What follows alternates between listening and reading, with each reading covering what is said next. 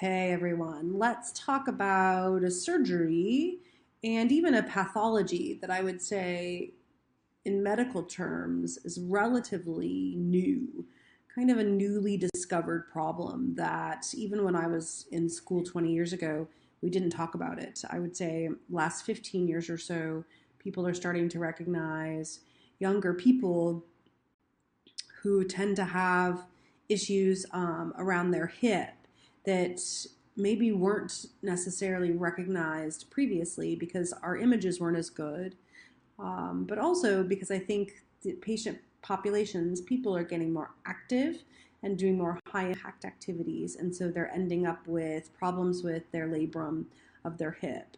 So let's talk about anatomy first. What I want us to just review is looking at the hip, sort of this idea of the center edge angle and how the femur articulates with the acetabulum of the pelvis.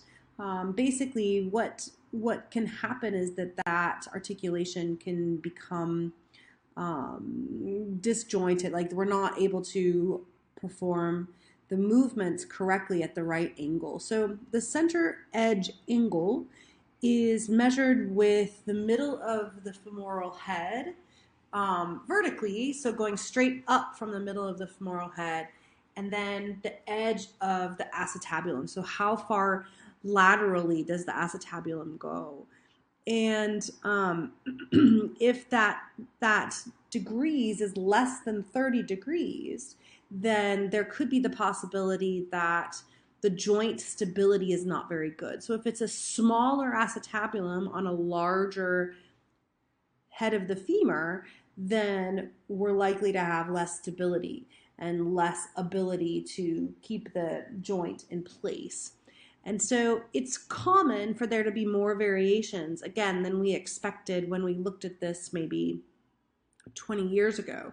So we're starting to see these variations and finding that those variations could lead to problems with the labrum and with the joint integrity. So let's talk a little bit more about the labrum. The labrum looks a little bit like a meniscus. It is avascular like a meniscus in that the middle part does not have a lot of blood flow, so it has like a white zone, like we talked about with the meniscus. It's more of a horseshoe shape, and we have what's called the transverse acetabular ligament on the inside that kind of covers the part that's not covered by the labrum. And basically, there are things in that are a little bit different, in the labrum that are a little bit different than the meniscus. We have proprioceptors, we have nociceptors, so you can feel pain. And if we're missing part of the labrum, just like when we talked about the meniscus, we end up having more pressure of the femoral head on the acetabulum. So the labrum is really designed to help increase the surface area of the acetabulum to the femur. And when it's lacking for whatever reason, then we have issues where the acetabulum and the femur tend to have too much pressure on each other. And so that can cause breakdown of cartilage and breakdown of subchondral bone, as we've talked about previously. Another issue that we can see is actually related to the bone, and this is called femoral acetabular impingement, or FAI. And basically what happens is there's improper contact between the bones of the acetabulum and the head of the femur, so the rim of the acetabulum, as you can see here. And so this, again, takes a while for people to diagnose it. I think our radiologists are getting better at being able to see these kinds of things. So you might be getting a better diagnosis now if you do have patients who are presenting with hip pain who tend to be younger. Hopefully they will be able to see that in an image. But what this is something that can develop over time or something that we can be born with. People will tend to say that they have the most pain with flexion and internal rotation. And that pain tends to be more anterior and medial. So again, along the groin, kind of like the pain we talked about when we talked about hip osteoarthritis in the last presentation. So the problem is if this type of impingement is occurring, this can actually lead to tears or disorders of the labrum, because the labrum is right in that area. And so if we are having these types of bony problems, and these types of bony problems for femoral acetabular impingement, you can see them labeled as either a pincher problem or a cam. And what the pincher is the acetabular rim is bigger and actually pinching on the head of the femur. Or a cam deformity is where you actually have a femoral head or neck that's too big. And so that's actually pinching on the acetabulum. So either one of those things can lead to pain, they can lead to popping, they can lead to irritability, and they could possibly, over time, lead to a labral tear. So tears are most common in the anterior superior portion of the labrum, and it could happen from a traumatic injury. So if you are rotating your hip quickly during weight bearing, then you could lead to a tear. It also occurs a lot in golfers because that rotational movement that they need in their hips, again, if they're doing it wrong or there's the wrong kind of power behind it, that can lead to a tear. Oftentimes we also have dancers, gymnasts, sometimes even football players that really need to be able to move through their hips. That's where we're going to see these traumatic tears. Atraumatic tears occur with the femoral acetabular impingement, sometimes dysplasia. We're going to talk about surgeries for hip dysplasia in the last module of these classes. So we're looking at hip dysplasia and what we call an osteotomy, where they actually transfer the bone and change the bony alignment. And that's something that we'll talk about with fracture section. But keep in mind that a lot of people in China have dysplasia. It's very common, especially for young people. Obviously, as an infant, this is something that the doctors are testing for. They may not catch it. And so we have children and young adults who tend to get surgery for this.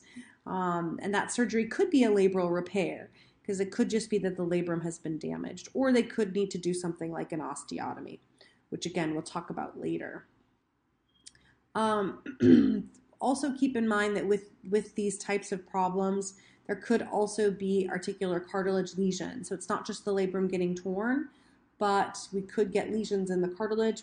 And so this might ultimately lead to a hip replacement or subchondral cysts. So those larger subchondral bony cysts, kind of like bone spurs.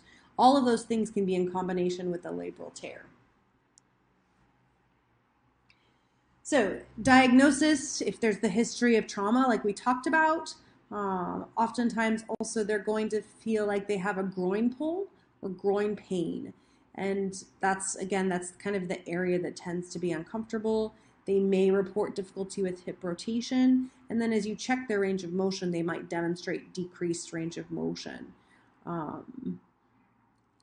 Oftentimes we need to do some sort of MRI or MRA to get the full diagnosis. An X-ray will likely show the femoral acetabular impingement, but not show any of the soft tissue damage. So you might need both to be able to see the labral tear. You also need to make sure that you, as the therapist, when you're hearing the story, that you're ruling out SI joint or low back pain pathologies. So it's common that something that's going on at the SI, or even sometimes the low back or the pelvis, could really be the problem, and it's not actually an issue with the hip joint specifically. So make sure you understand how you can rule in or rule out different pathologies. I think one of the best things that you hear, or one of the things that you might hear if it's truly a hip problem, especially a labrum, is that they will feel and hear an audible popping or snapping So 66% of patients in one particular study had a pop or a snap, and therefore they were able to find a labral tear, again, in 66 out of 100 of the patients that they tested. So it is pretty common. It's kind of like the meniscus. When you feel the pop or the snap, then you can guess that there might be some issue with meniscal tear. And that's the same thing with the labrum. So they might also complain of pain with sit to stand after been sitting for a long time. And again, a lot of these people are athletes. And so they're going to maybe say that they feel the popping or snapping when they're running. And so you definitely want to listen for those kinds of parts in their story to make you think this could possibly be a labral tear. So non-operative treatment, if they just have femoral acetabular impingement, or maybe it's a very, very small tear and they choose not to perform surgery, then what you're doing is you're looking at joint mobility restrictions as well as soft tissue mobility restrictions. And so you want to make sure you're doing some sort of soft tissue mobilization if there are soft tissue mobility restrictions, especially with the hip flexor. That tends to be the most tight, but IT bands can also get very tight. And you're looking for then joint mobility restrictions as well in doing mobilizations, maybe MWM, Dong Tai Song Dong, and then exercises to keep mobility as well as stability depending on muscle weakness. So again, if you have tight muscles, you probably have some weak muscles as well. So you definitely want to be looking at this kind of like initially more of a mobility deficit pattern. If surgery is indicated for these people, usually that's because they've had persistent pain for more than 4 months. As we always talk about, it also means that they've probably tried some conservative treatment, especially if they're young and active, and that conservative treatment did not decrease their pain. Also, again, the MRI, not MRI, but MRA is actually the most appropriate way to find these labral tears.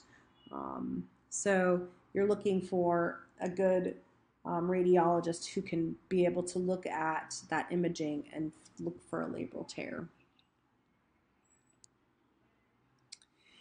The technique, this looks a little bit like what we talked about related to the meniscus.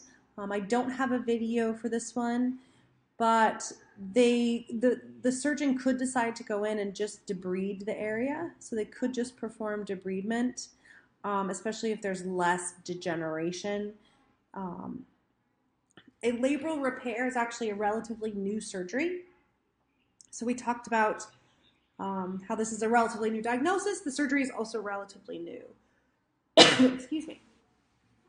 So if they just go in and debride, they're just basically removing a small portion of the labrum, whereas if they have to repair it, they're going to use sutures. And they're reattaching the labrum to the bony surface of the acetabulum. Also, we talked about the possibility of osteophytes or bone spurs, extra bony growth in the bone, and they might have to remove those as well. It's pretty common that we get those bone spurs in the hip during the surgery. So again, you don't need to know a lot about the procedure, but do recognize that they are basically stitching the labrum directly to the bone. So you may have some kind of bony deep pain as a side effect, and they may have to also remove some bone at the same time. So we want to make sure that following surgery that they're not non-weight bearing for too long, because if they are, and we're not getting mobility, then contractures are very common to develop. So decreased hip mobility following surgery is a big problem. If we push too hard, on the other hand, then we can end up with tendinitis of the tendons around the hip, specifically things like the iliopsoas, rectus femoris, IT band. So the things that we talked about that tend to get tight, and if we're doing non-operative treatment, we're going to be stretching them. These things can also get a tendinitis following surgery. You also can have issues with the bursa or the synovial sacs around the hip. So things like bursitis can happen if we do overdo it. So again, you don't want to go too far one way or the other when it comes to rehab. So the first phase is usually going to last up to 4 weeks. So it's really dependent on the procedure. If they are just doing a debridement, you might be able to just do the protected motion phase for 2 weeks. But a repair, just like when we talked about meniscus, a repair is going to require 4 weeks in this first phase. So we have specific passive range of motion goals that we would like to follow. Specifically, hip flexion to 90 degrees with extension to 10 degrees and abduction to 25 degrees. We need to be a little bit more careful during this time for internal and external rotation, because remember, these are the types of movement that probably caused the tear to begin with, those rotation movements. So we're not pushing those too hard during our initial phases. We want to help the patient understand the inflammatory and healing process as part of their patient education, and as well as starting to do weight bearing early, usually starting with touchdown weight bearing. So we're not using a lot of weight, but we are teaching them gait with touchdown weight bearing, and at the same time trying to avoid too much flexion and abduction. So this is actually a really hard thing to do. I'm not going to lie, because a lot of our patients, you can even see from this picture here, this patient showing touchdown weight bearing is going to be in hip flexion. And oftentimes patients are going to try to avoid certain movements by either circumducting their leg or going into abduction or increasing their hip flexion to perform touchdown weight bearing.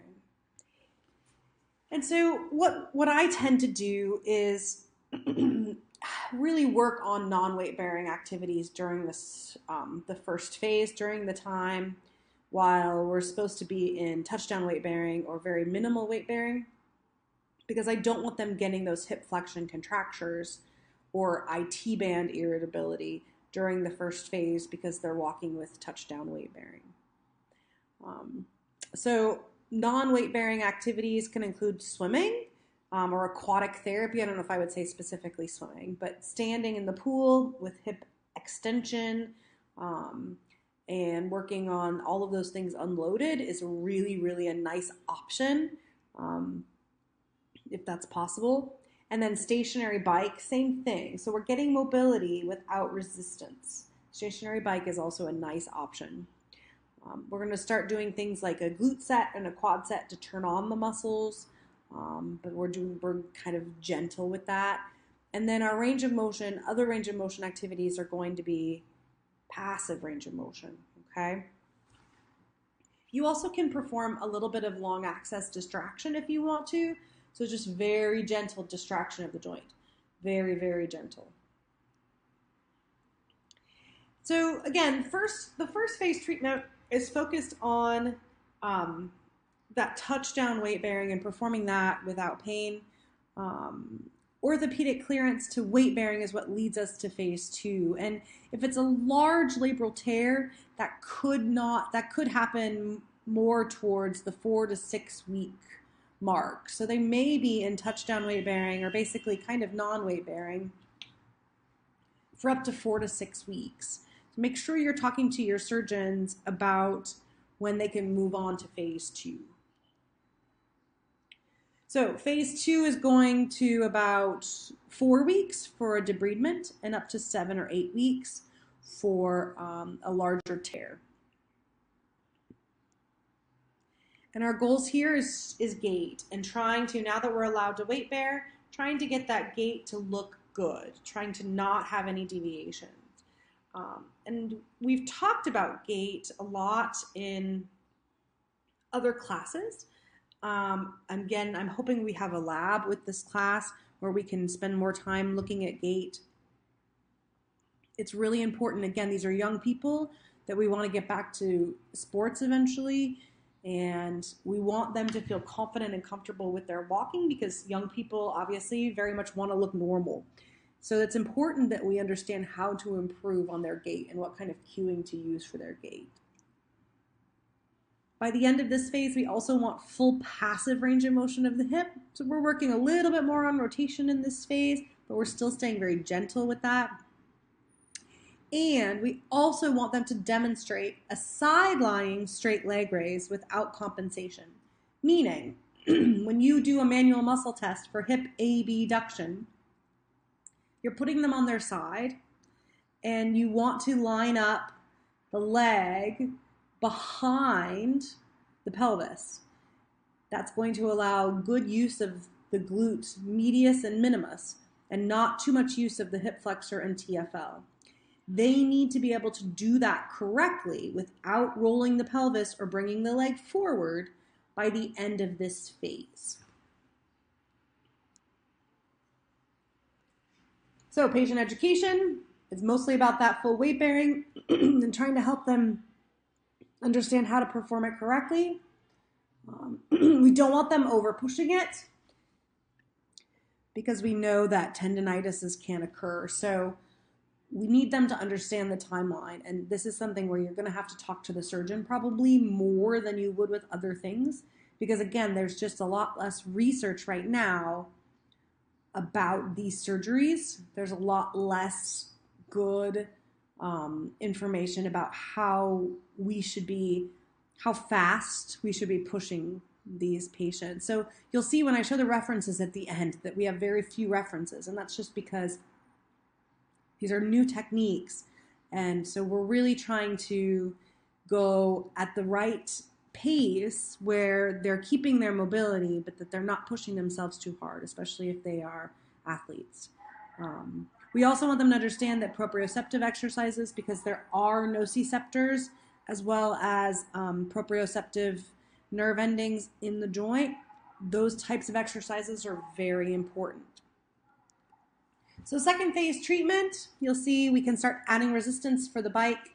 We can also start doing swimming rather than maybe just walking in the pool.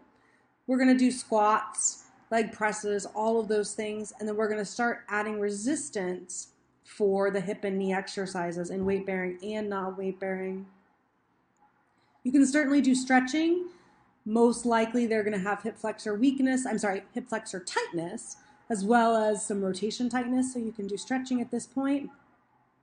And then if you need to do a posterior or an anterior mobilization to help stretch out muscles and joint capsule, you can do that, but again, we're being very gentle with our mobilizations. So the third phase will probably go to the end of 3 months. We're spending a lot of time on balance and proprioceptive activities, and we want them to be able to show that they can do those activities equally bilaterally.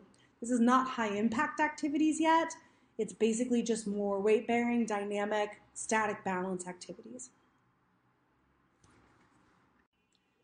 We also want to be able to show that they have no Trendelenburg sign by the end of this phase. So Trendelenburg sign, you can look at single leg stance, you can look at for a Trendelenburg sign during gait, and you can look for Trendelenburg while ascending the stairs, so going upstairs.